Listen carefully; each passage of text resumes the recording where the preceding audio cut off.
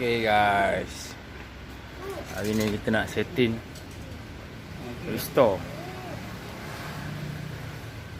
atau pocket bud. Dah exhaust chamber ni dah karat, body pun dah muka.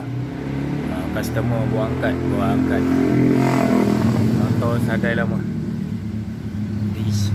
Alright, ni kita nak restore ni main block dia lock check body habis reput.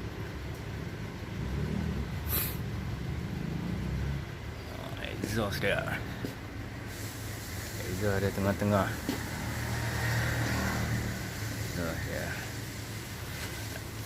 Ya. Dia dah siap custom kan.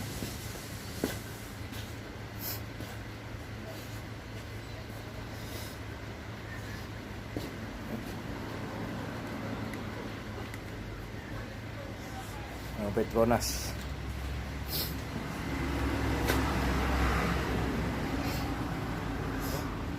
Kita nak setting ni kick starter tadi tak jalan, mono dia ni plus plug dia.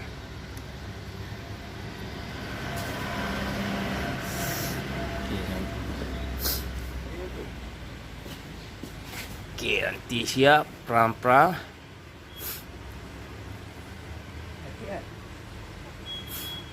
Kita buat lagi siap.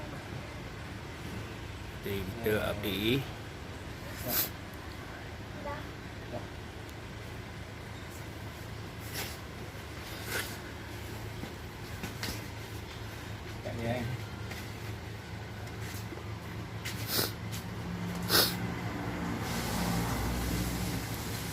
Kia rider. Kia. Rider lagi.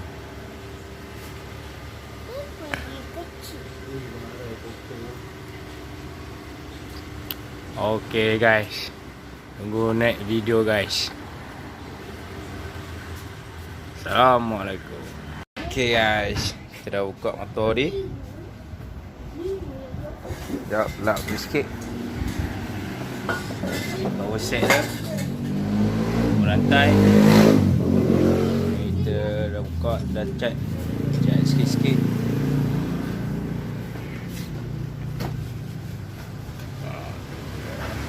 Dia raka lah.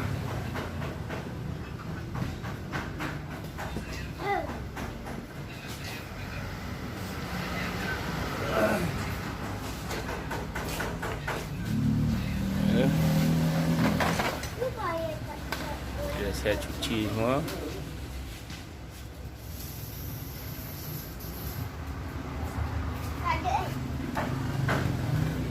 Okay again.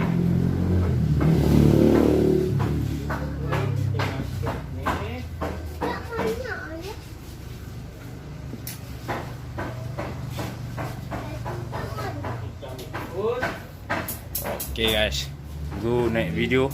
Lepas ni kita out lagi. Assalamualaikum. Okay guys, pocket bud dah siap guys. Dah cuci, dah gosok lebih kurang. Lepas tu body kita cat. Asyik dah guys. Garang guys.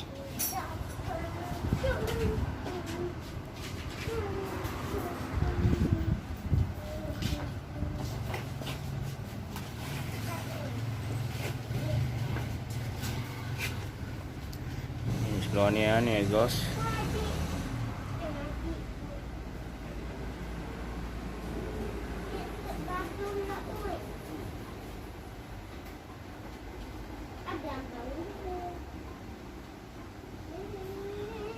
Zero again.